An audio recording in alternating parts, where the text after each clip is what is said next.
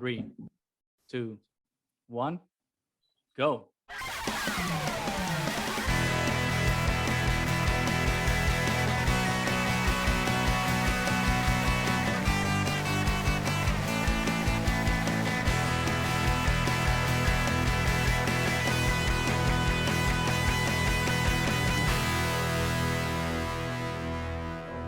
Welcome back, everybody, to the Triad of the Floors podcast, a podcast from 3 Puerto Rican friends coming together to do deep dives into Star Wars and other nerd-related media. This is season 3, episode 17. And if you've been listening to us at all, you know that we've been riding high on the awesomeness that was that little series called Obi-Wan Kenobi. And now we can speculate everything that we want, but we have no idea what it was like to be there. Luckily, today we do have somebody who is actually there, and she just happens to be Puerto Rican too. So we would like to welcome to our humble podcast, actress Marisé Álvarez. Bienvenida, mucho gusto. So happy to que corillo. La Jeva, la diva, la potra. Welcome. Oh my God. Puerto Rico thank you the house. so much. Puerto Rico in the house. So grateful for this crazy experience. So super happy to be here. Our new best friend, I might say. It's a mutual happiness.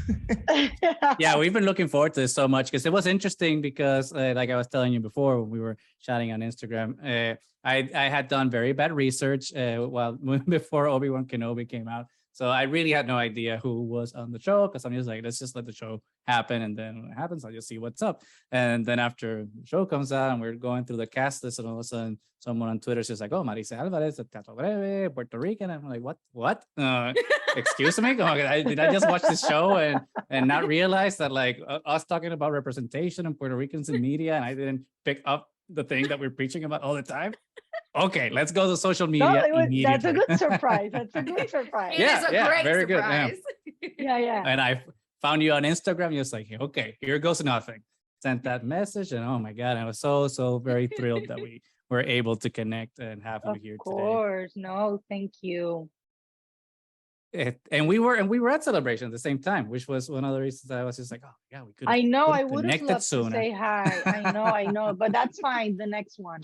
Hopefully. Exactly. We're going to London, and we're gonna do everything and just hang out there and connect. But before we get started, obviously there's a lot of Obi-Wan Kenobi and like things that we're gonna talk to and all the good gossip about everything that happened there. Hopefully Lucasfilm and Disney doesn't find this, so that we can so it stays on the internet because we know how those lawyers are. But before that, let's talk a little bit about you, like your career, your upbringing. Obviously, we just mentioned you're from Puerto Rico, just like us. So why don't you tell us a little bit about Puerto Rico and like where you come from, like how you developed into like your career, because you've been in so many things. Yeah. So I was born and raised in Puerto Rico. I went to school in El Colegio Espíritu Santo, Teatro Breve, a Catholic school. And still good friends with a lot of people from school. And it was not until, always in school, I would be part of like the talent show and the thing and the dancing and the theater group and I took like dance classes when I was young. I was always interested in this. I was always imitating my family members, and they would go, oh, imitate your aunt, and I'll go, oh, that's great. So I was so they were always like asking me to make them laugh, and something I really enjoyed doing. That's why a big part of my career is in Puerto Rico as part of the group Teatro Breve, which is a comedy troupe, and we do full-length plays, comedy plays. We do improv. I learned how to do stand-up in Teatro Breve. So, but it wasn't until when I went to college in Puerto Rico. My bachelor's degree was in la Universidad de Puerto Rico. La UP or what? En la UP de Rio Piedras, right? There we go. So, number one.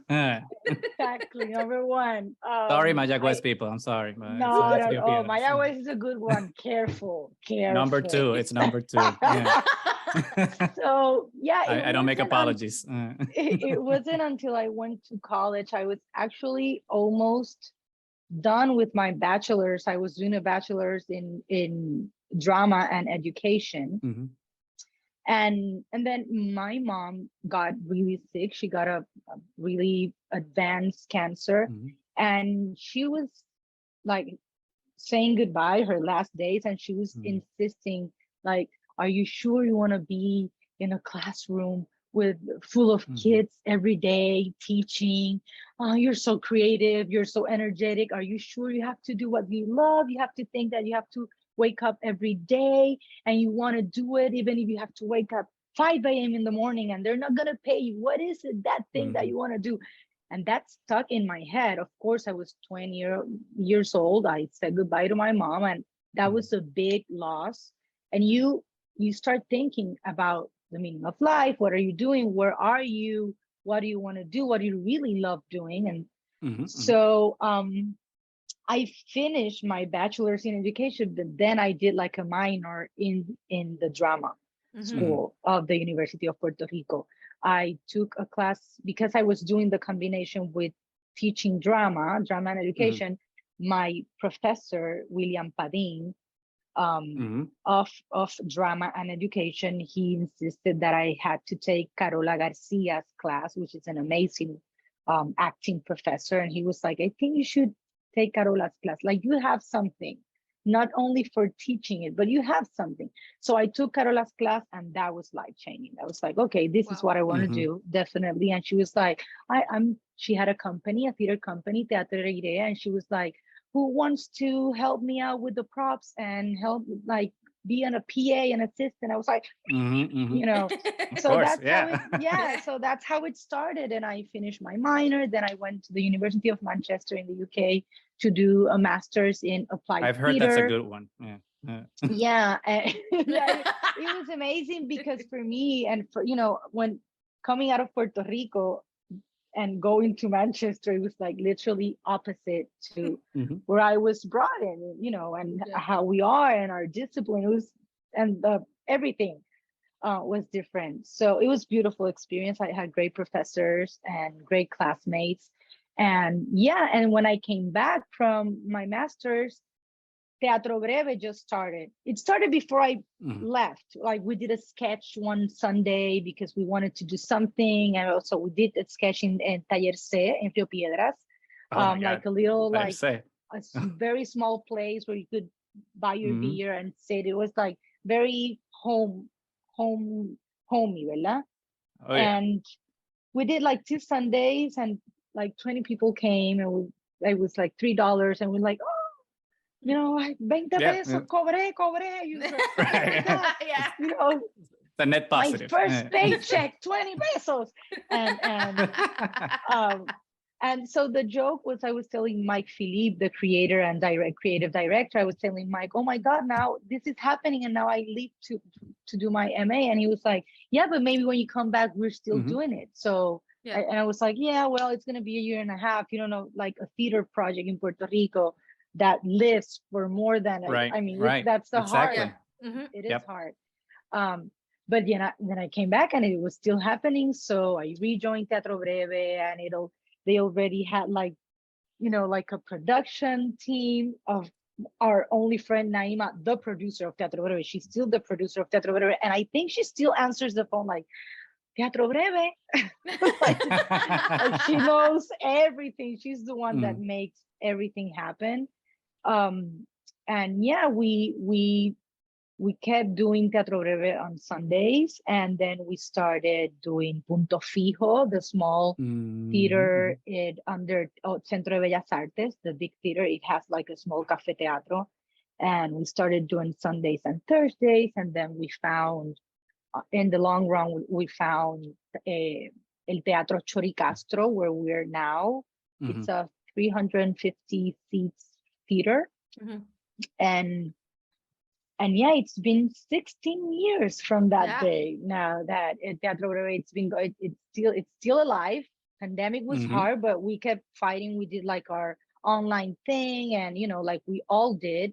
And that's the biggest part of my formation as an actress. Of course, I've always, every production that goes to Puerto Rico, I would audition, so I would get some series in Puerto Rico or a secondary character, or they will call me I remember I got that series Crossbones because the actress that read that, like the main actress didn't get on time to Puerto Rico, so they needed a SAG actress. So I went and read, and they were like, "Oh, you're good. We have this character. Can you audition?" So that's, I always tell like young people that ask me how do you do it? Just go for it. For any opportunity that you have, a reading, a short film, a commercial, whatever. If you like it, if you feel comfortable doing it, of course, if you don't feel comfortable, you don't do it. But if you if you feel comfortable doing it, go for it. It's always a workshop. It's like for me now, auditions. I was telling my agency, I want to do every audition. I don't only want to do the Latina girl or I want to do everything. Right. Let me try to be Elizabeth. Let's see what happens. But yeah, why not? Exactly. And I think that's part of also getting this opportunity of being in Obi-Wan, was that I wanted to audition for everything. It is hard, but I wanted to go for it. So, and here we are. Then it was hard to me it was hard for me to leave Puerto Rico because we had Teatro Breve going on. Yeah. So I moved to LA like 11 years ago, 12 years ago. And I was here for 6 months because I started working with a manager, Ivan De Paz, who went to see Teatro Breve because he's from Puerto Rico. And he asked if I was interested in working with him.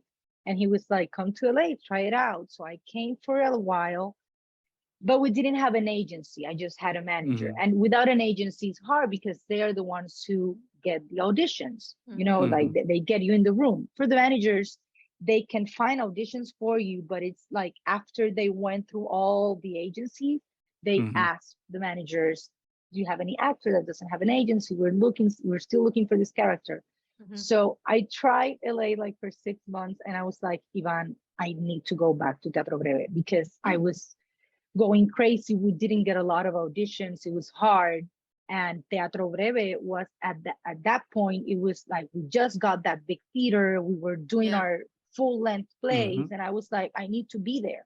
And he was like, okay, mama, so go back and maybe you can come for pilot season 1 month, 2 months, and then go back and let's do this back and forth.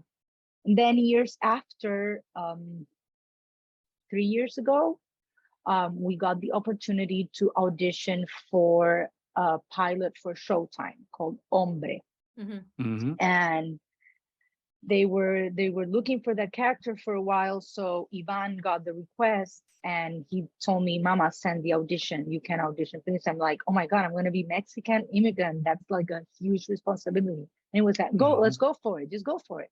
And we went for it and we got it. And it was like, wow. And he was like, okay, you have to move now to LA.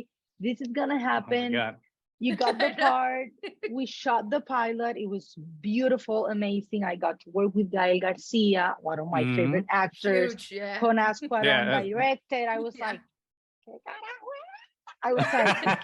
esto está pasando. Yo estoy aquí. Esto es una loquera. Craziness. I was like, what? And then that was right before, that was 2019. On August 2019, I remember it was like, okay, so we shot the pilot. This is happening. You need to move to LA. It's going to be a 5-year contract. Showtime, la la la. And I was like, okay, I need to go. ¿Qué voy a decir? What am I going to do? I'm not getting any younger. I feel really young, but I'm not getting any younger. So let's go for it. And then when I moved in August, we were waiting for that go of Showtime. We were waiting for the green light, and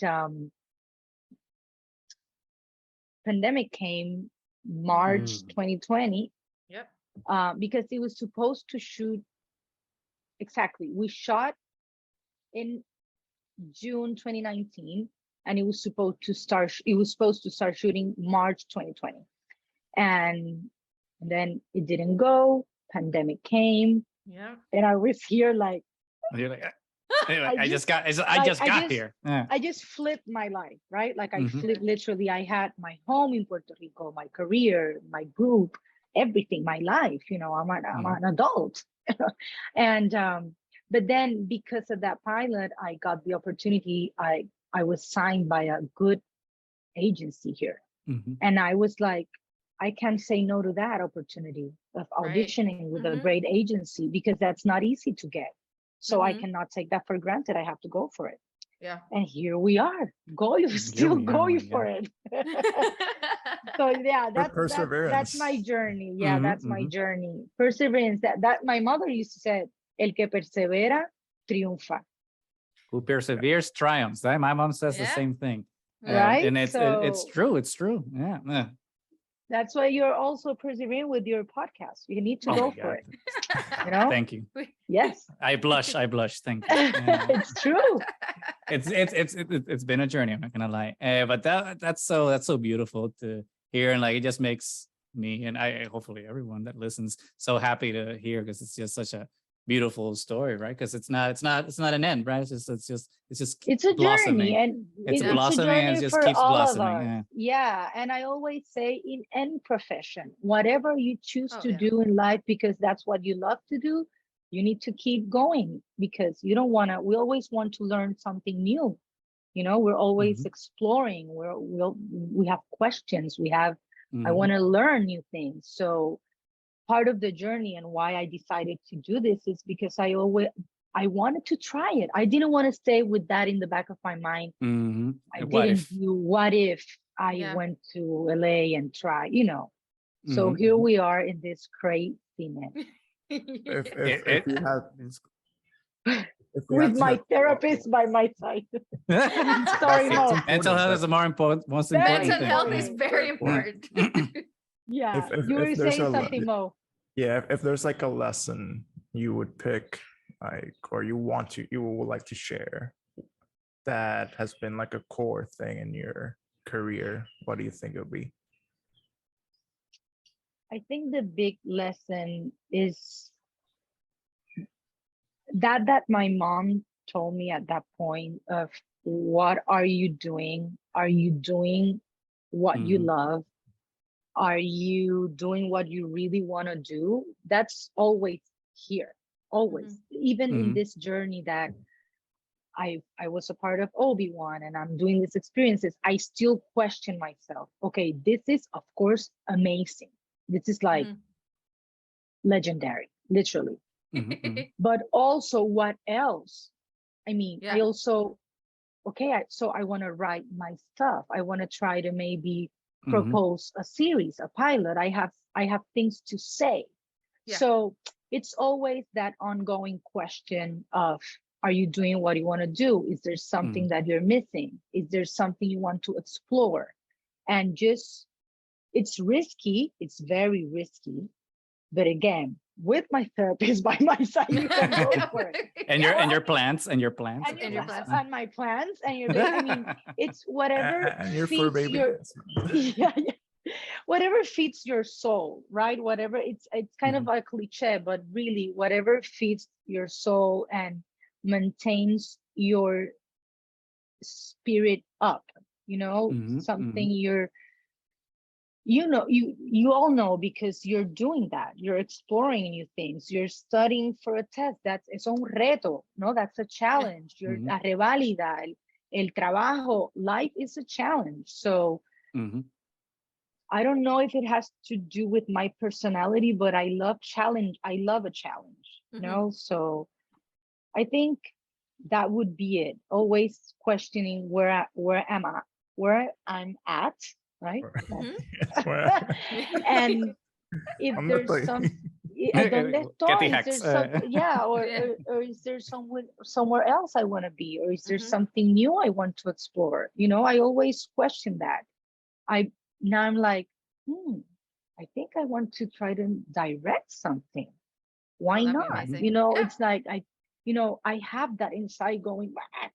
So now I'm trying to write my first short so I can direct it. And because we have to create it. I can't sit and wait for someone to ask me to. Of course, I can audition. That's part of my job, but I need to create my own possibility.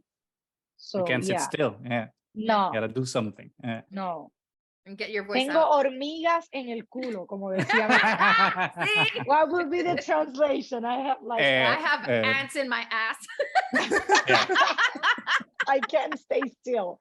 So that's a Puerto Rican saying. Fire everyone. ants. Yeah, fire ants. So I mean, you were saying that since you were little, you were always like, imitating your family and like always part of school plays, but obviously with Teatro Breve, which is a stand-up comedy troupe. How do you feel that like stand-up and Teatro Breve prepared you as as your career, right? Going into like as a professional actress. Yeah. It's a huge ¿cómo se dice? Aportación. It's a huge contribution to my career. Gracias. My English teachers would have been very embarrassed. Oh my God. I should have known that one. It's one of the biggest and most important contributions really to my career, because nothing like the live experience, right? Yeah. Mm-hmm. And especially in stand-up, because you're alone. So the theater itself, it's the live experience, nothing like that, because you're there with the audience. If you forget a line, there's something that you forgot, a prop or something that you have to make it happen. There's no take two. Cut, let's try it again. Sorry, I forgot my book. I needed to. No, you have to go for it and just say something. Mm-hmm. And it's beautiful because it's also like a tribe, right? Like your compañeros, your colleagues, your actor friends, they will help you out because they know what's happening in the scene. So it's beautiful. It's like a teamwork. And also in cinema and in camera, but in camera, you're always able like to cut and try it again if it doesn't work. So nothing like the live experience. And in stand-up even more, because you're alone, so you don't have anyone to buffer the error or whatever you forget. So stand-up is one of the hardest things to do. I think in my career in general, I would still say stand-up is like one of the biggest challenges. I'm also writing a stand-up because I'm also everything I think for stand-up.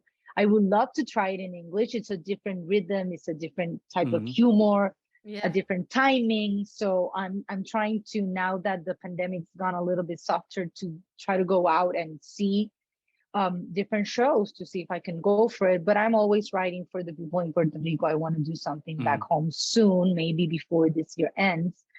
So I have to say stand-up is like the biggest challenge and the biggest contribution to my career as well.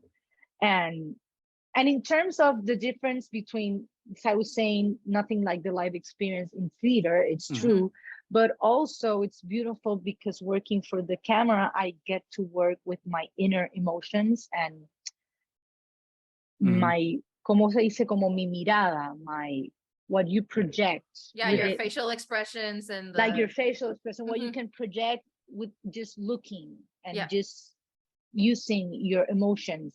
And that it's harder in theater because you're further away from the audience and you have to exaggerate a little bit. So depends on the venue, but so those are the differences. That's why I can never choose between one or another. I would love to keep doing both. Everything has its own challenge. Just merge So them all together. Like that's it's like the Taco Bell commercial. Why not both? Let's just do everything. You don't have to. It's not either or. It's both. But I was curious to know. Obviously, you were telling us about your journey, right? Going from Puerto Rico now to going to Los Angeles and like exploring your career where you're at currently. So one of the things that it's very important to us is like our Puerto Rican identity and how that fuels a lot of the narratives and advocacy, right? That we do like on our podcast and how we look at media. So how has like being a Puerto Rican in Los Angeles like helped you, or has there been any challenges with like your identity while you've been trying to carve out your career? Yeah, I mean, it's always a challenge in the sense that I come from an island where we are Spanish speakers. That's like the first, of difficult step in coming to Los Angeles, because every audition is in English. It's like I would get maybe 1 or 2 within 100 in Spanish, or maybe I can get something in English that it is a Puerto Rican character. Like literally, I think I've done like 2 auditions in the 3 years that I've been here for Puerto Rican characters. They don't exist. Yeah. So we have to create them, right? Yeah. That's why I'm trying to write. I'm not trying, I'm writing. So yeah, but it is, of course it is a challenge. I think for anyone who English is not their first language, that's the first challenge. And then controlling my hands. Yes, we do that so much. Yes. It sounds so stupid, but I have to control myself. I watch my takes and I'm like, no, but you know what? I'm like, Tata, what are you doing? You can, you have to control yourself. But other than that, I think that there's people from everywhere in the world in Los Angeles. And that's the beauty of being here. And that energy of everyone working for it and trying to make it. And that energy keeps me going also, because I know that I can meet with a friend at a cafe and they're like on the same, let's do it. Esto, que más? What do I need to learn? Did you do this workshop? Pa, pa, pa. And I like to take in those opportunities that a city like Los Angeles or a bigger city has to offer me. Because coming from Puerto Rico, I have a great formation. There's so much creativity and art in Puerto Rico. Like I just went to visit and I went like to 3 amazing concerts, 3 plays. I'm like, oh my God, so much talent. But then I'm trying to get the best out of this experience of being in Los Angeles, not only because of the opportunity with the agency and auditioning, but also like taking writing workshops or comedy workshops that I don't find in Puerto Rico. It's not because it's better or worse, it's just because of it's different. It is different. But everything is a challenge. And also, especially after, for me, the biggest challenge has been having a life back home and a career back home where I was kind of established and my work is known and I can, and we have Teatro Breve, and that's really hard to find anywhere in the world, like to establish a company that works consistently all year long and then coming to just auditioning and, making it work and doing my gigs. And so that's kind of nerve-wracking, right? There's it's like the beauty uncertainty, like it is terrifying, yet beautiful. Yet beautiful. And also I think about it, I'm like, Marisé, you do this because you have ants up your you cannot, it's your fault. It's my own fault. It's my own fault, because I know that whenever I find something stable, I want to do something new. So it's part of my personality. So it is a challenge, but it's also like, a blessing in the sense that I think I keep growing of it. Hey, that's every answer is just like brings a smile to my face because it's inspiring. It sounds beautiful, but it is hard. Okay, it's hard. I bet. Very hard. Like my mom says, if it were easy, everyone would do it. So and everyone would succeed. So it's important that everything worth doing should be hard. Yeah, because then you wouldn't get satisfaction. Everything, any career, everything. But obviously you're in Los Angeles, you're doing your auditions, you're going through your career, making it work, getting all these gigs. But then all of a sudden you get like this call from a company to do something, which apparently ends up being Obi-Wan Kenobi. How did that happen? Like, was that something that you were approached for? Was that something that your agent was just like, oh, I just got this, let's read for it? And if it was that way, did you know that's what it was, or was it like a top secret like audition thing where not even you knew what it was you were auditioning No, for? I knew I was auditioning for Obi-Wan Kenobi. So the first character I auditioned for was Reva. Really? Oh my God. So because No disrespect to Moses, but holy crap. Moses is amazing, but hello. Amazing. She's impeccable. She's a sweetheart. I wish her like she's having an amazing career. Yeah. She's so young. She's amazing. I got, but yet again, the name wasn't Reva. It was like a common name. The lines, I auditioned for 4 different characters. So Obi-Wan Kenobi. Obi-Wan Kenobi, Darth Vader. I auditioned for Reva first. It had another name. I don't even remember the name. And it was like all the auditions were like common cotidiano, everyday people, you know, just common characters, like a legislator or a, I don't remember, but I auditioned for Reva. I auditioned for Leia's mom. I think that was the character. Okay. Yeah.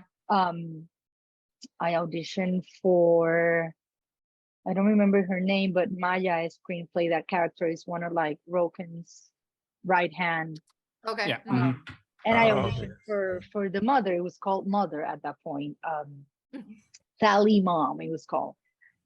So yeah, I didn't know a lot. I just got my lines and I would send the auditions for that. And it was like a long process. They would say, okay, now for this one, now for this one. Of course, the hardest part for me is nobody knows me in this industry.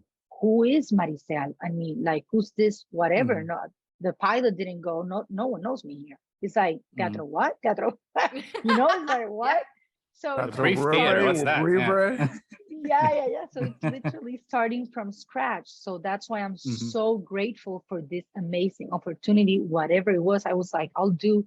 And then after a long process, we started auditions in October.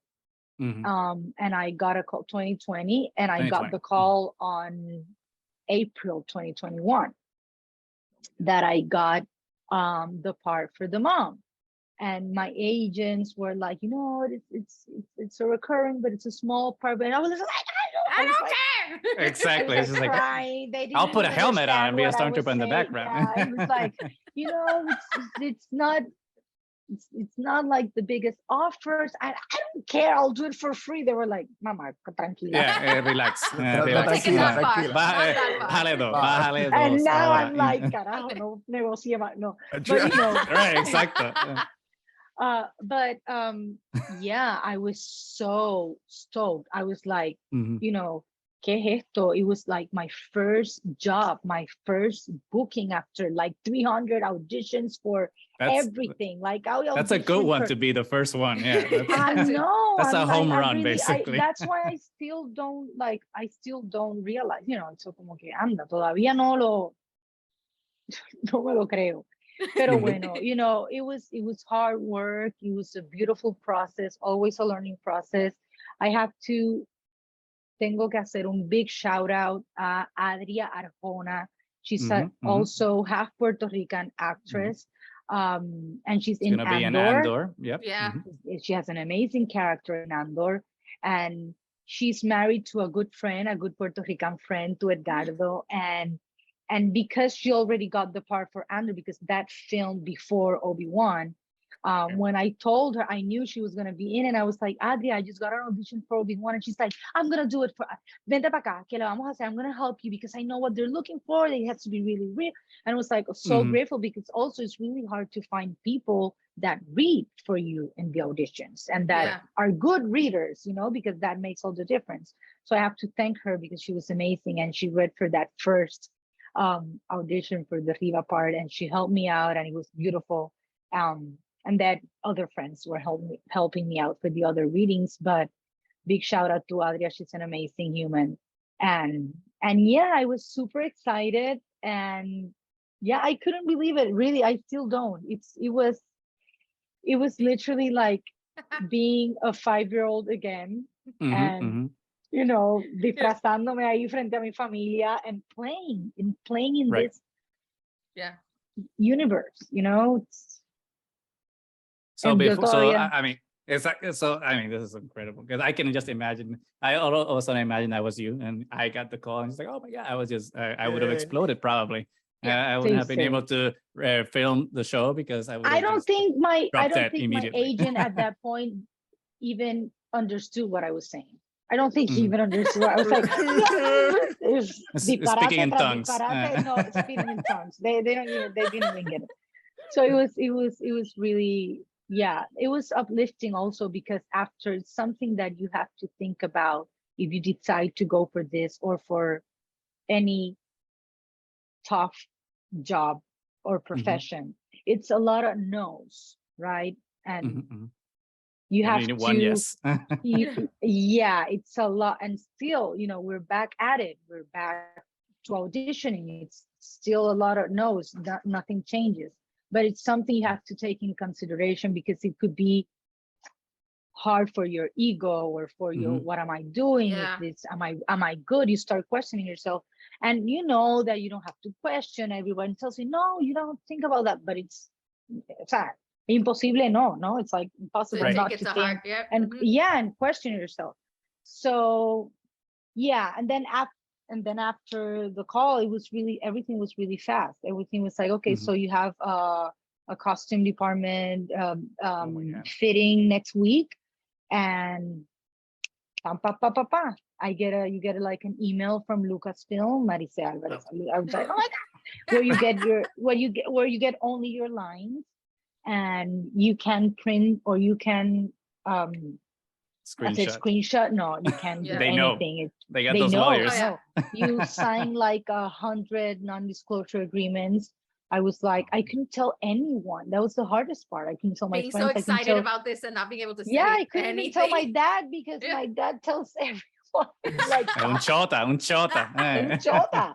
And so that was one of the hardest parts. But and then just a lot of studying because I had only watched A New Hope. So I had to So that was gonna be my next question. Coming into the role, right? I mean, for a lot of people like us, it's like Star Wars is second nature. We know like all the movies, we've seen everything. I mean, Nani didn't see some of the shows, but we've rectified that now. Thanks to the podcast. So when you were coming into it, I mean, everyone's aware, right, of what Star Wars is. But when you were coming into it, like, what was your exposure to Star Wars? Like, what you just said that you saw A New Hope. Pero exacto, what did you know about the universe and like Obi-Wan Kenobi, right? Nothing. I mean, nothing. I mean, I watched A New Hope when I was younger, and then I rewatched it because we did a play in Teatro Breve called Pionono Express, and it was we were like in a spaceship. It was like something like Star Wars-ish comedy troupe. Remember, my character's name was Spicy Tuna. Of course. So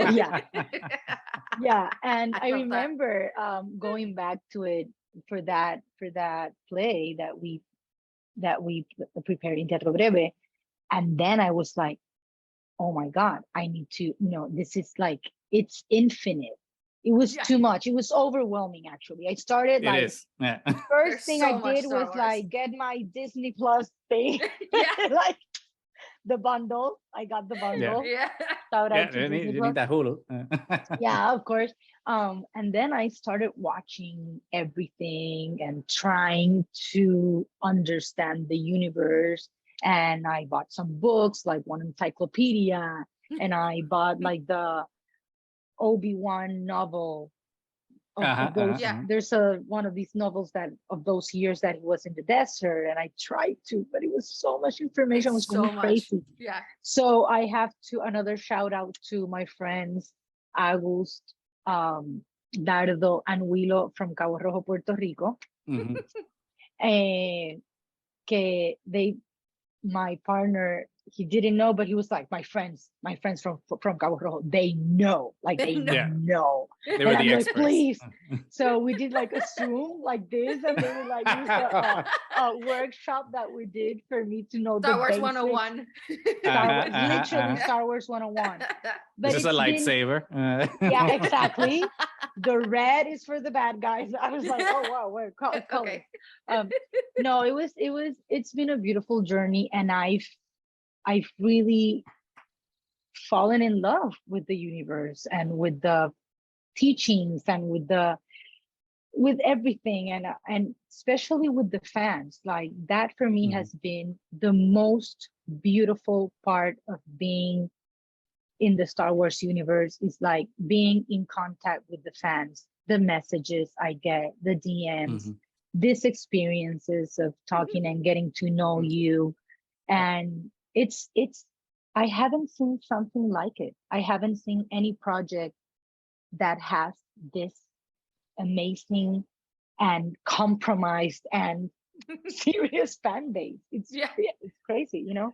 So when did it really hit at like Star Wars Celebration, when you went there and the show had just premiered that Thursday, right? It premiered? Or was it Friday? Oh, yeah, it was Thursday because I was at the party, I think. Yeah. It was a Thursday, I think, the celebration, because they were going to premiere the 25th because it was the 45th year anniversary of A New Hope, right? And then I see the news that it's Ewan McGregor saying, no, it's gonna be the 27th. I'm like, this is so strange that they put Ewan McGregor to say something's happening. And then I understood they wanted to do it in the celebration, which I think is amazing, because that's the thing. They are always thinking of the fans. They are always thinking about the fans. They want to do it for them. And instead of having like this premiere in the Chinese theater or wherever, Hollywood, they went to Anaheim to the celebration, and we did it there. And that I was like, no, eso fue increíble. De verdad que yo estaba. Like, where am I? What is happening? No, it was literally, it was crazy for me, like to also see what was beautiful about being there. It was seeing all the generations, like seeing like families of the parents dressed with the kids and the uncle and everyone, and from everywhere.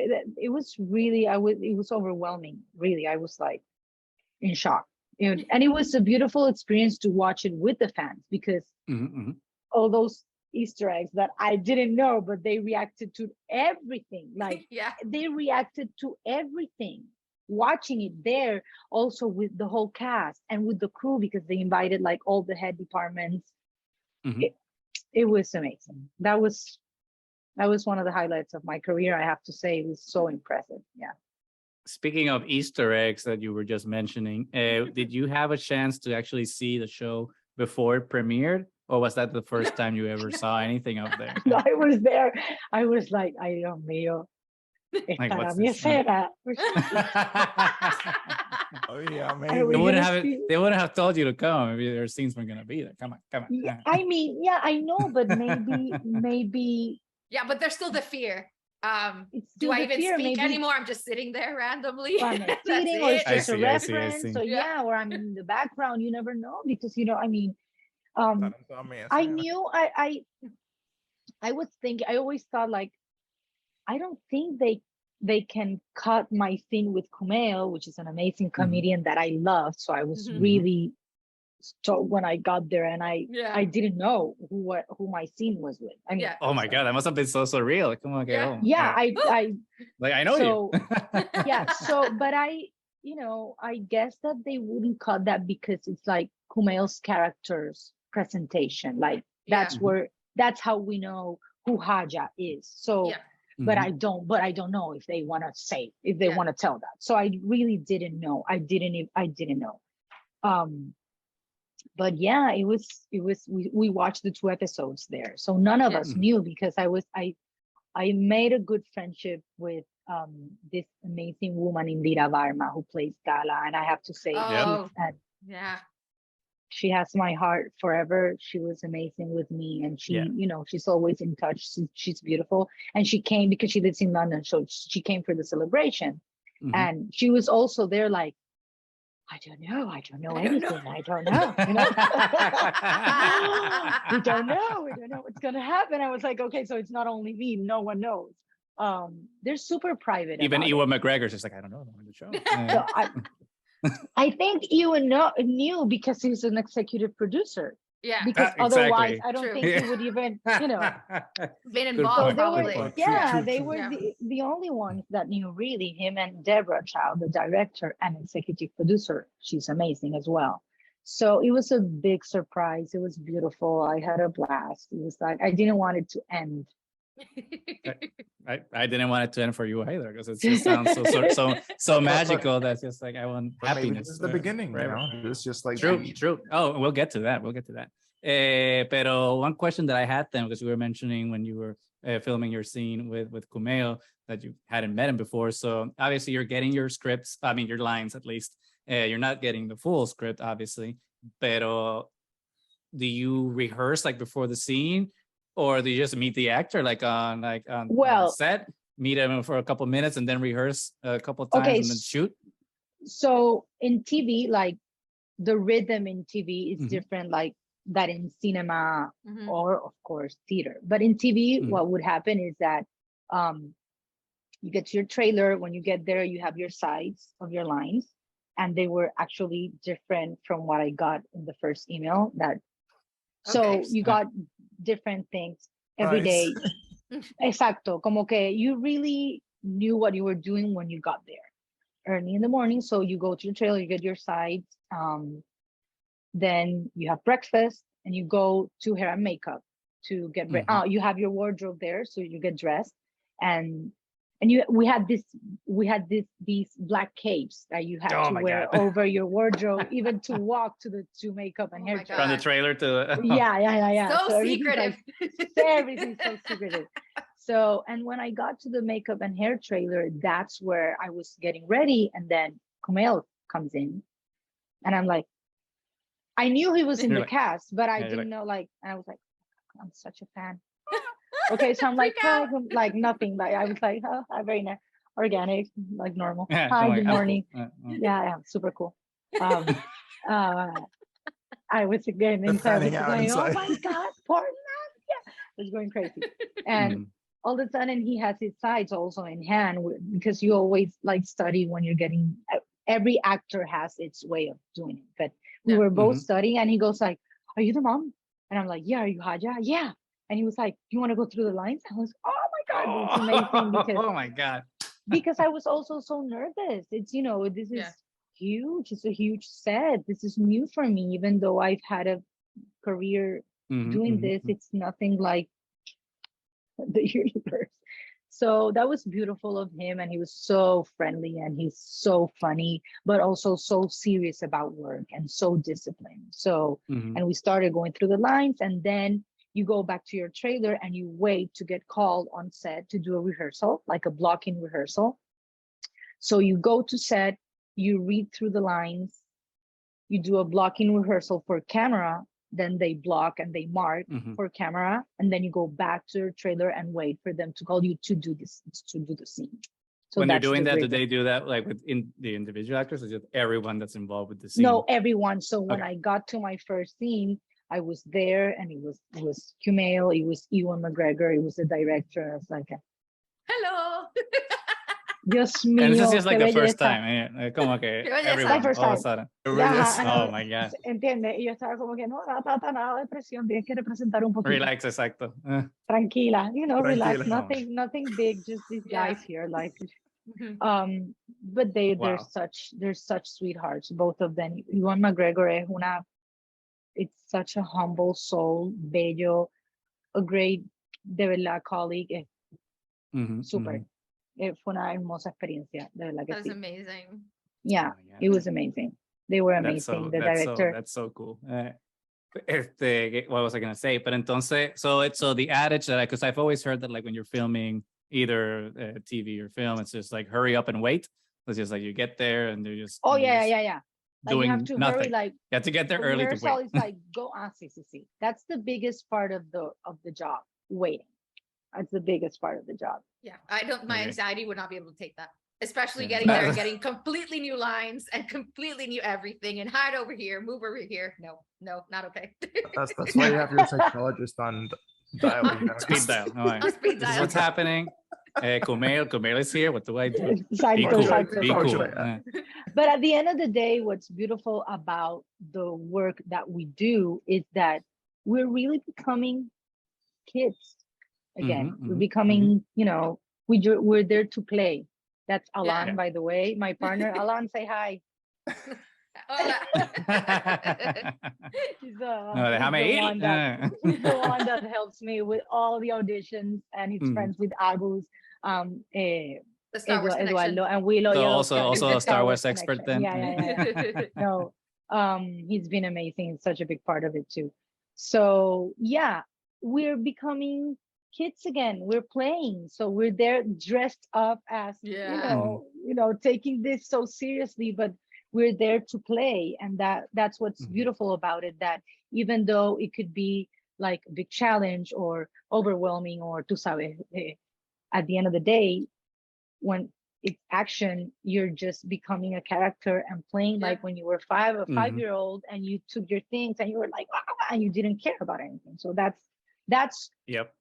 when they ask me, so how do you handle the nerves or what? I really have to connect with my inner child and just play. Mhm. And just Mhm. don't be afraid, just play. I love that. Entonces, Just play. go ahead. Oh, sorry.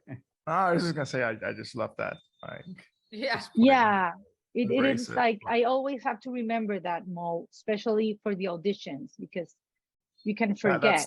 That's when you get like more nerves. Like Exactly, you're for the trying to auditions. act instead of like just let it out. Acting. Exactly. And when you act, it's not good. So you really just have to play. And that's the hard part, just to getting to that essence and connecting with that. That's really hard. Channel your inner child and remember Yeah. that that's what you love. Yeah. That is the hard part. Yeah. That That is is the the hard hard part. part. Just let go. Yeah. Just let go. Yeah. Let go, literally. Yeah. Don't How, think.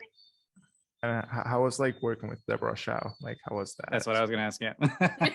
She Like how is- involved is she? Like in directing Oh, you she's as your super character? no, she's super involved. And I mean, for me, it was again a challenge because I got there and I'm such a nerd with my work.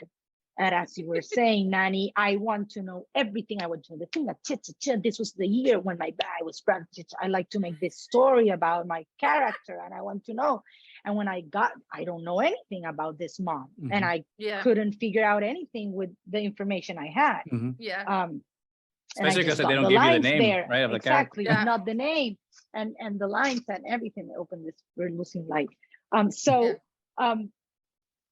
I got there and I asked the director, like, Deborah, so I'm this mom. I just wanted to know if you can give me more. And she was like, oh, don't worry. You're a mom. And you just, Mhm. you just need to save your child, which is he's force sensitive, and you just have this mission to, get your child to this You know other what? planet. Don't worry And about that's it. all you Yeah. have to think about. Like, she's like, yeah.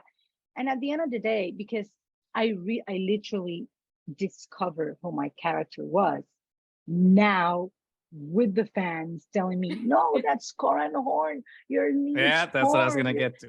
In the extended universe. I'm like, what? There's an extended universe. Stop blowing my mind, Okay. please. One thing Yeah, at a let me- time. I Let me thought it was tell you big about enough the already. folks. Yeah. Yeah, it's too I much. never venture into that. That was too big for me. Like, It's huge. So and I think about it now, and I think it was beautiful of Mhm. Deb as a director to keep me in that humble reality of just a mom doing everything for her son, because Mhm. that was in my head all the time. To play that character that I didn't knew anything about, or the universe around me. So I think that was great of Deb as a director. And also, she was not only directing, but she's producing the whole Mhm. series, the 6 episodes of a huge, massive project. And she's a woman of color in this industry, in this, it's Disney, it's Lucasfilm, it's Obi-Wan and the Return of Anakin. It's like in the universe, it's huge, right? Yeah. So she was amazing to watch her work, how she maintained, como se dice, que mantuvo ahí su composure. Like poise. She was there, focused, getting the work done. It's a lot. So she's beautiful. She's an amazing human being. She's such a sweetheart. She has so much patience and es maravillosa. Deborah es como, she's tough. And amazing. There's no, for her, this is not about the glam or the thing or the whatever. This is about what the story we're telling. And she always told me, for me, this is like a huge responsibility because the Star Wars fans are hardcore. Yep. Entiende? So for her, even in the least. celebration after we showed the 2 episodes, I was, when we got together at the end, I was like, Deb, how do you feel now that this is out? And and she was like, the most nerve-wracking thing I've ever done. She was nervous because there's a lot of statements in the series, directing as a woman, and also with with Mini Leia, she was so good. There's a girl, and it is a child actor. So for her, it's a responsibility of having a child actor and the people responding to a child. It's a lot. It's a lot. Yeah, but she's amazing. She's so bella, divina, brillante, intelligent, powerful. That's, I think, the important thing for like everyone to understand about Star Wars fandom is that there's more positivity out there than negativity. Is that sometimes negative fans, they're never going to be happy with how you can do the most amazing Star Wars movie or show ever, and some fans are just not gonna like it, and you just have to tune that out. Was for Moses Ingram. She got a lot of hate, and that unfair was hate. very. I couldn't understand how, because one of the most beautiful things I got from Star Wars, and I treasure from that experience and from learning about the Star Wars universe. For me, one of the most amazing things is the diversity that exists in the Star Wars universe. So I wasn't able to understand how in such a diverse universe there could be space for hate or for racism. Like, I didn't get it. I was like, what? Yep. This no, we don't get it either. We don't get it. Like, I was really grateful. There's a Puerto Rican that nobody knows there playing a character. So this is diverse. I mean, they are pro diversity, evidently, and how come the fans can receive that? That was really sad, and it was really sad for Moses. She actually left the celebration after the presentation. Like, I wasn't able to congratulate her and see her. It was really tough for her, but I know amazing things are coming. She's amazing. So amazing things are happening to her. So for sure, she's amazing, and we wish her definitely the best, because she deserves it. And she was amazing on the show. So like, don't great let actress. Racists it's just racism. It's like they say in the episode 9, there are more of us. So that's what we always have to remember, is just that there's a minority of bigots and like negative people out there that like to be louder, but they are not representative of who everyone else is. And it's just a community of loving people that just want to love the things that they love and share that love with everyone else. And I think that's the most important thing. Share love and joy instead of negativity and hatred. There's no point. It's not even good for your own soul to no, of course. And you'll get that everywhere, and it's something that happens in the industry a lot. So that's it's part of what we're living now, sadly. But los buenos somos más, like we say in Puerto Rico. So shifting a little bit back to the production, you were talking about like talking to Kumail and like how awesome that experience was. We obviously know you had like a couple of other scenes with like Ewan when you're like in the transport. I think it was part 5. So tell us a little bit of like some of those other scenes that you got to share with some of these other actors, and if there are any standouts that you were like, oh my God, I mean, obviously they're all special. But was there anyone that you were like, oh, that one rose a little bit to the top from some of my other experience? Well, it's just everything about being in those different sets was like impressive, because we were shooting in that the volume, like that half moon where everything's projected. So even Ewan was talking about that, because like my green room where we waited and waited and waited, not all the time because you get to go to your trailers or your spaces, but when we waited together on set, so my world was with Ewan, Indira, O'Shea Jackson, who's a sweetheart, and he has an amazing energy. And he was like, I grew up watching that. He was so excited. He was the best. Oh my God. He was That's like, so cool. he was flipping out. He was living, he's beautiful. Living the dream. Yeah, it's always cool to dream. see like actors that you think are just professional, just turning into kids and being like excited nuts. to do it. He was going nuts. He was like, you don't understand. I grew up watching this. He was so excited. So it was you and Indira, O'Shea, Maya, Vivian Blair, the girl who plays Leia, and my MVP. son and Indy. So, and Kumail. So that was my world. And they're all it's a nice world to be in. That's a nice little world. En serio, you know? That is the world, actually. I was like, are you in heaven or? Por favor. Es que me encantó. I love the how humble you said it. Well, you know, my world was just like with all the lead actors. No. It was, you know, it was, de verdad es que for me, it was masterclass in every sense. Listening to them, sharing experiences, watching the crew work in such detail, like being in the, por ejemplo, en la nave, in the transport. In the where we were in the transport, like just being there with the creatures. Yeah. I was just watching these amazing actors work inside those creatures, and how they manage them, control it's a lot of control remotes outside of the set, just managing their. And I was like, sometimes my face in the transport is literally like my face going, what is that happening? So just like watching the octopus and the thing, it's so impressive. Everything was like literally. And then I think my favorite part to play was the battle. Because we were battling with a real troupe of fans of I think it's the 501 troupe. 501st, yep. The 501st. There's a Puerto Rican legion of the 501st, by the way. So, no, really? And they were. Yep. There was, after we shot, they did a ceremony for Ewan, and they were giving him some things, some moneda.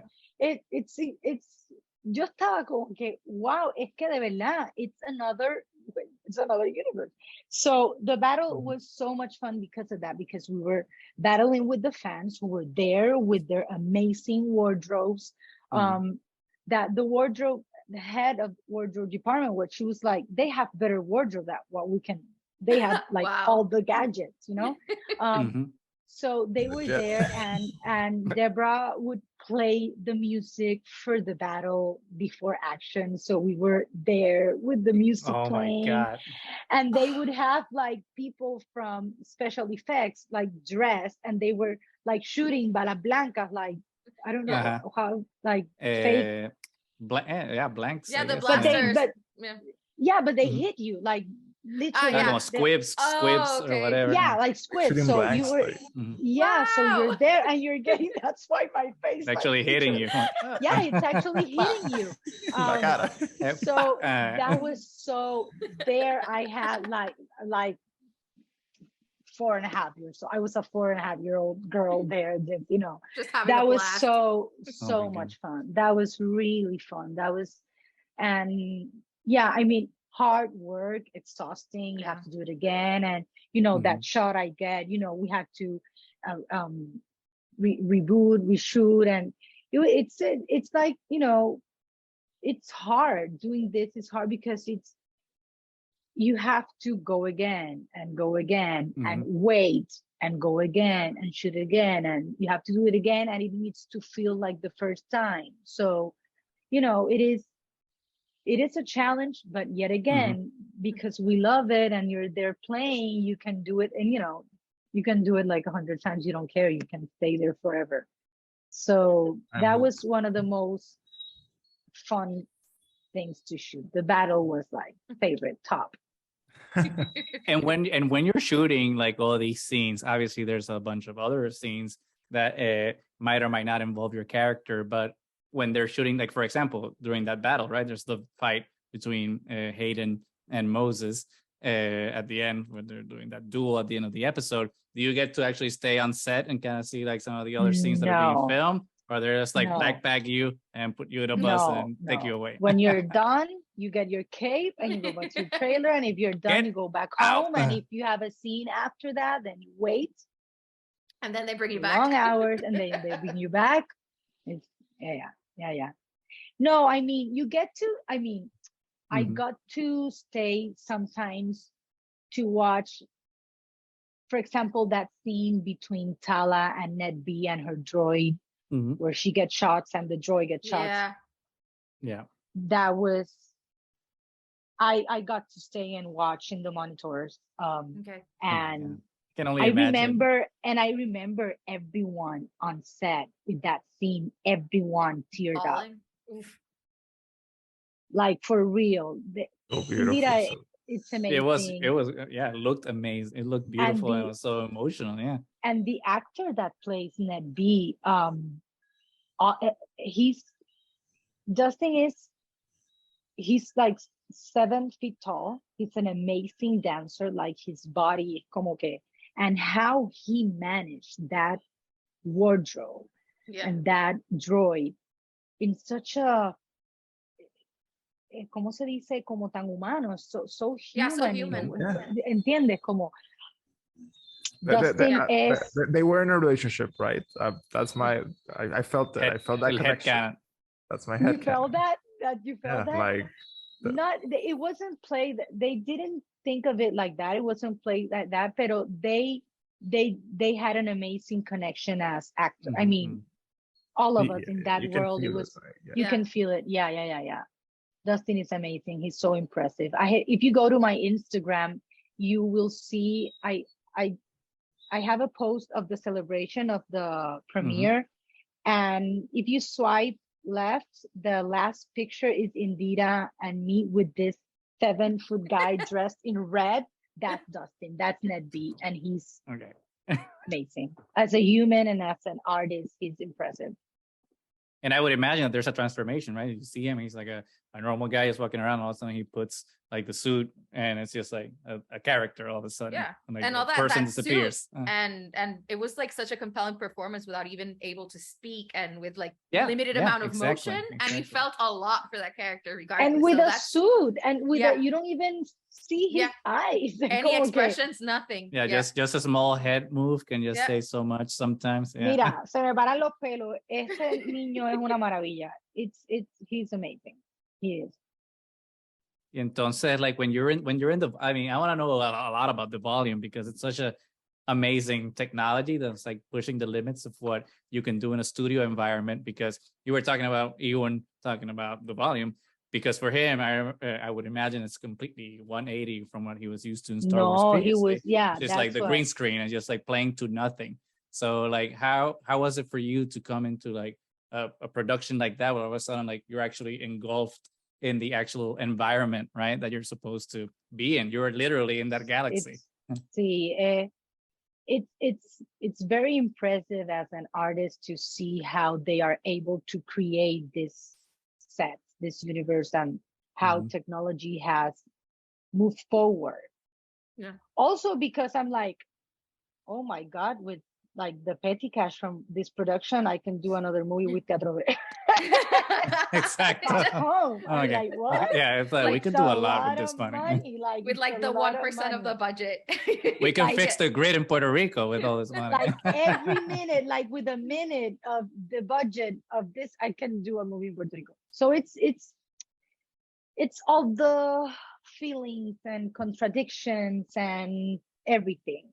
But at the end of the day, as an artist and what they are trying to do and creating this universe is really impressive, because for an actor to play, and this is what Ewan was talking about there, he was saying it's such a different experience of me playing in front of a green screen with my friends and talking to someone who's not there, and to Yeah. a creature. A ball. And Yeah. and now I go, the set is the Yeah. it is Tatooine, it is the transport, it is, it's bien impresionante. And also because you have the volume, but they create like it is like a half moon, but that all that part where you're acting, it is created. So you have the sand, you have the rocks, you have the thing, and then everything else is projected.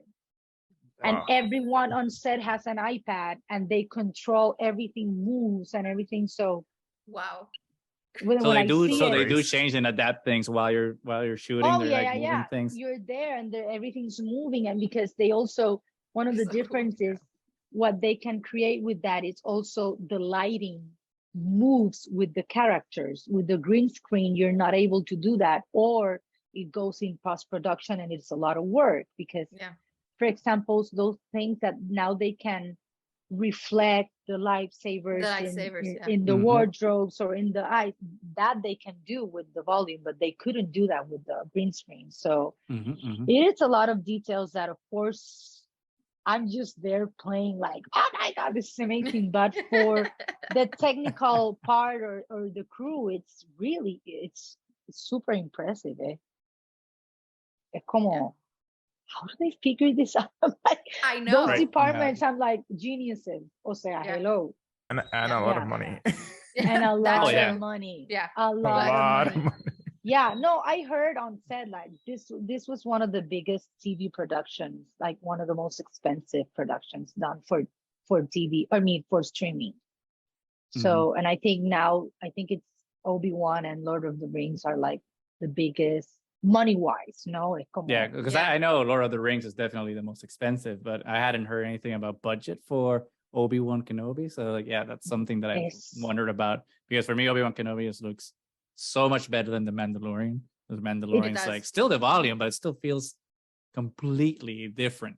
As it just feels like also, a big world. I think they were trying to, and what I heard and read from the beginning, they were trying to visualize it as a very long movie, right? Yeah. They wanted for it to feel very cinematic, very in that sense, aesthetically, and the feeling also of the story. And I think they kind of did. I really enjoy it. And I have a lot of friends that had never watched Star Wars, like my partner. And now they're invested. They watched it and now they're like invested. I'm like, this is awesome. Yeah, this is awesome. Yeah. Now you have to watch all the other shows. Exactly. Yeah. But that's the cool thing about the universe, is like there's always something for everybody. It's just like, if you wanna read a book, there's a ton of books with a whole different like YA, like adult novels, elementary level, like it's so like you can never delve ending. into whatever you want. So it's just like, if you don't like the movies, maybe you like the animated shows. If you don't like animated shows, you have the live action shows. So like there's so much that's just like a great moment to be a fan, because but you don't have to watch everything. You can just focus on the stuff that you like. So I think that's what's great about it. I also think what's really cool about Obi-Wan Kenobi, about this series and this part of the story, it's that I know friends of my generation who are like the first trilogy fans. O sea, episode 4, 5, and 6, and now maybe their kids or their younger family members are fans of the second one, because it was, and now this is like, it's getting everyone together. It connects those two worlds that had a lot of at the beginning, and Ewan talks about it in some interviews, and he always talked about it on set, and he was like, I hope this, gets everyone together, because at the beginning, sorry, como que, they got all this, hate. They got a lot of hate for the prequels, yeah. For the prequel, so he was really happy about this one because of that. So yeah, there's definitely been, and it's because of what you just said, the generational thing, where like all the people that grew up with it now are just like embracing it in a way that, again, the negative minority that were being loud about it are just like now being drowned out by a majority of love. So it's really good to see that that both Hayden and Ewan, right, could come back and just do they're something really happy. and be embraced. They're truly happy. Yeah. And they really enjoyed it. Like, you can see it on set. They would, if they had to go again, they would go again. I didn't get to see Hayden working, but he went to visit one day. So I got to meet him, and, just watching them get together, and then their dynamic as friends and as being in this journey as actors also together is such an important work for them in their careers. So it was really beautiful to see them work and get along, and just like little kids being there. They're very nice. And that's all we can strive to be, is find that joy, childlike wonder, right? And just like enjoy things like a child, because it's such a fun way to do it that way. So it just makes me so happy to hear your story, and like how everyone on set they were really joy, I have to say, they're really especially Ewan McGregor, with all the responsibility he had with this project and with his amazing career that he has. He's so humble, and he was so there for it. Like, if we had to go again, if he had to stay with us and wait, like, I've worked with some big actors or actresses that if they have to wait, they would go to their trailer. They don't necessarily want to spend time with other actors that are maybe el mínimo necesario. El mínimo necesario, because you can. I'm not getting paid for this. Right. Yeah, or sometimes they get questions, because I could be starstruck and asking him, because he's there. I can, but he was really like there with no. If he could, if he could go to his trailer, he would go. If not, he would stay. He would talk to us. He loves to read. He loves to draw. He has like his drawing book, and he would wait and draw with his watercolors. No, he's a true artist. I did not know anything about that. That's awesome. Yeah, he's a true artist. He is. He's like, it's really from the heart. He's not about the glam and the thing. He's really a true child. True actor. True actor. But when we get to like wrap up the show, and like you're finishing your scenes, and it's time for you to like say goodbye to the production, does anyone from the production or Lucasfilm or anyone kind of reach out to you to tell you like, oh, this is where we could see your character going, or like this is like what's gonna happen with your character, or is it just like you don't know? Nada. Cero. Nada. Nothing. O sea, que you literally found out about the history of your character through the fans. Oh, yeah. Through the fans watching the thing. So you know that there's avenues. Might be possibilities. Yeah, I know. Like, I remember like O'Shea Jackson going on set, like, well, the last day he was like, this can't finish here. Like, we want more. Ewan, we need to. He was so pumped. and Ewan was like, let's go for it. I'm all in. Deborah, we need to like, he really had fun, right?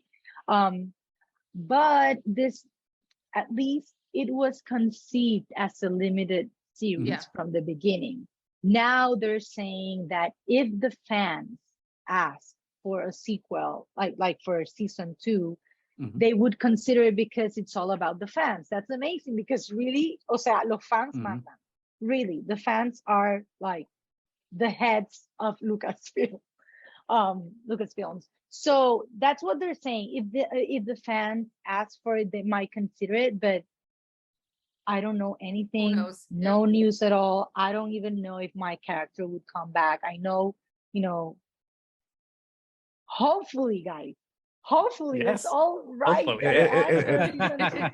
It will come back. Just Yes. Ay, You ojalá, have to it would will be it to be amazing. true. Yeah. It would be amazing.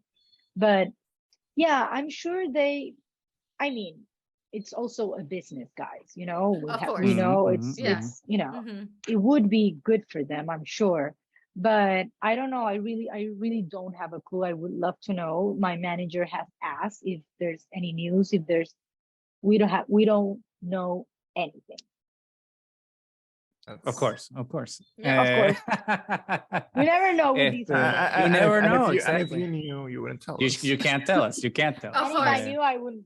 Well, I could tell you a little bit. But You can tell us. You can tell us after we start recording. Pero before we start wrapping up, was there like, I mean, you told us about a bunch of experience that like meant a lot to you on set about the production of this amazing show that we've all loved. But is there like one experience or like one lesson that you learned from either like the Star Wars universe or the production of that show that it's meant a lot to you that you're gonna carry on with you, not just in your career but also your personal life that you'd like to share with us? It's gonna be like the most cliche, but again, it's not a cliche if it's true. Always remembering in life, right? And that's what it sticks to me, like the teachings of Yoda and all this philosophy, right? Yeah. So for me, when I'm like, what am I doing? This is crazy. How am I gonna? I always go like, Ewan said, the force will be with you always. No, for sure. Like, it's something of our energy, right? How we protect our energy and what we do with it, right? So it's como que that part of that philosophy sticks with me. Like, how do I manage my thoughts, my energy, what I'm thinking, what I want to do? Where do I put? Because we don't know, we are very powerful within, like con nuestros pensamientos, with our thoughts, with where we put, how we, sometimes I find myself like letting my mind go nuts and I'm like, wait, espérate. Because that's where I'm directing my, no, vamos para atrás. So really thinking about that, about the power that we have within us helps me a lot, right? And then because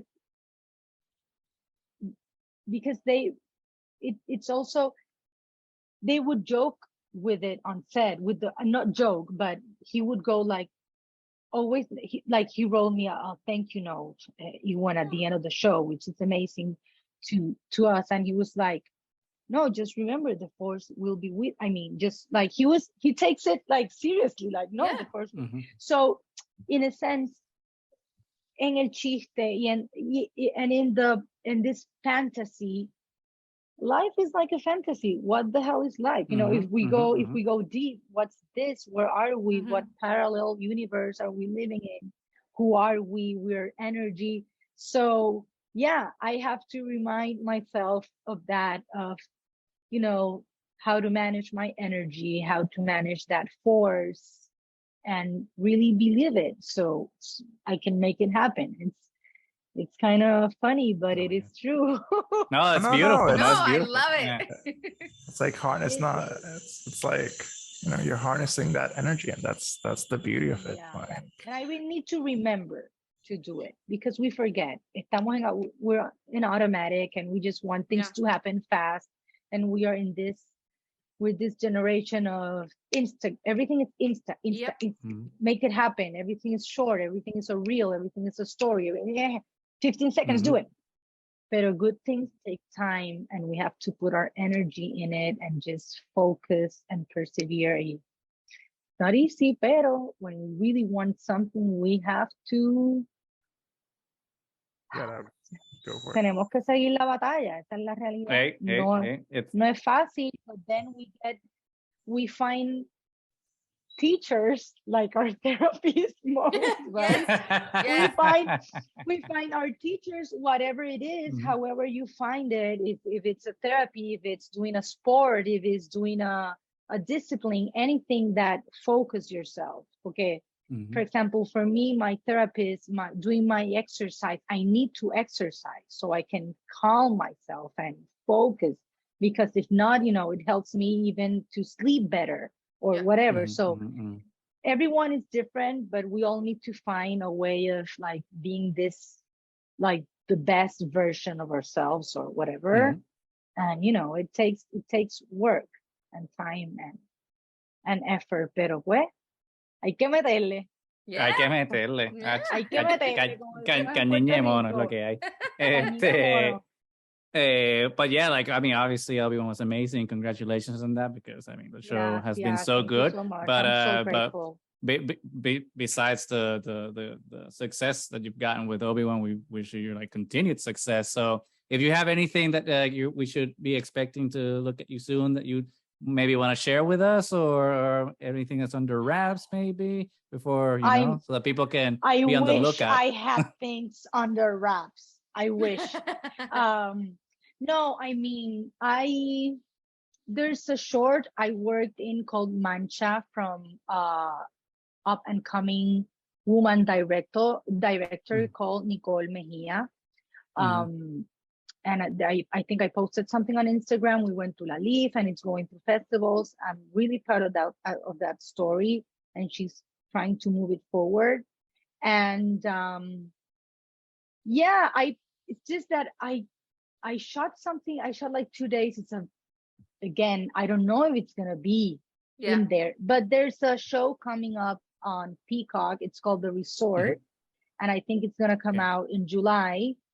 And I have a guest star. Let's see if it's still there. I don't know. It's there. Let's see what happens. Positive vibes. Positive vibes, of course. And and trying to your visualize focus determines your reality. Yeah, exactly. Happen? But at the same time, I always like to stay grounded, because this industry is crazy and you never know. So, but just keep on doing the work. I'm auditioning, I'm writing, I'm doing what I have to do, and just hoping for the best, and to have another adventure very soon and see what happens. And many more adventures. Many more. And the writing and the directing and Teatro Breve and everything. This is only the beginning. This is just the first chapter. Here first. Yeah. For the people who are in Puerto Rico, actually, pueden todavía ver. You can still watch Picando Alante. It's our first movie of Teatro Breve. It was originally a play that it was one of our first full-length plays of comedy that we did in 2014, and it became a script, and then we asked for funding, and finally we shot in 2019, and finally it came out 2022. So you can watch it. It's still in Plaza Las Américas. Todavía la están dando en Plaza Las Américas y en Fine Arts de Miramar. Así que, to the people in Puerto Rico, go and watch Picando Alante, que les va a encantar. And to the people outside Puerto Rico, we are hoping someone gets it and we can show it. We can show it to the world, because we'll need to pull the strings at Disney Plus, so we can just... I know. If anyone or someone in any platform, let me know. We're trying to move it forward. I'm so proud of that movie. It's so good. It's hard for me to rewatch. Like, okay, when I watch my work and that's it. But Picando Alante, I was able to watch it a few times, because we did this tour in Puerto Rico. I was there for a month, and we went around the island, different movie theaters, and I was able to watch it more than one time, and I really enjoy it. I'm so proud of that movie. Go see it. It's so good. Such a great work of Israel Lugo, the director. It's amazing. And it's so well played, and it's a comedy, but it turns dark. So Ooh. You're gonna enjoy. That's how we like. Yeah. Tienen que a little, verla. un poquito de adobo Buena. para que, Sí, so it tastes a little better. It's so good. It's really good. I'm very proud of that work. So if people want to follow you, where can they find you on social media? They can find me on Instagram at Marisé Álvarez, and you can find me. I'm really bad on Twitter, but I'm trying to get better. You can find me on Twitter, Marisé Álvarez, and I almost don't use Facebook anymore, but I have Facebook, Marisé Álvarez. But you can, I try to be active on Instagram. I try to see all my messages. Sometimes they kind of get lost. I have a very old phone. It still has, mira, un vintage. button. It still has, Oh my God. it still has the button. Yeah. Hey, it works. It works. So That was matter. it works, but I think the updates sometimes like they don't work as well. I'm like, where was that message? I never got. So That's for the better, yeah. probably. Yeah. But you can find me, like, I'm most active on Instagram, even though I try not to be. Like, I have a timer, but I always go ignore time Past. limit. Don't we Such all? a So life. yeah.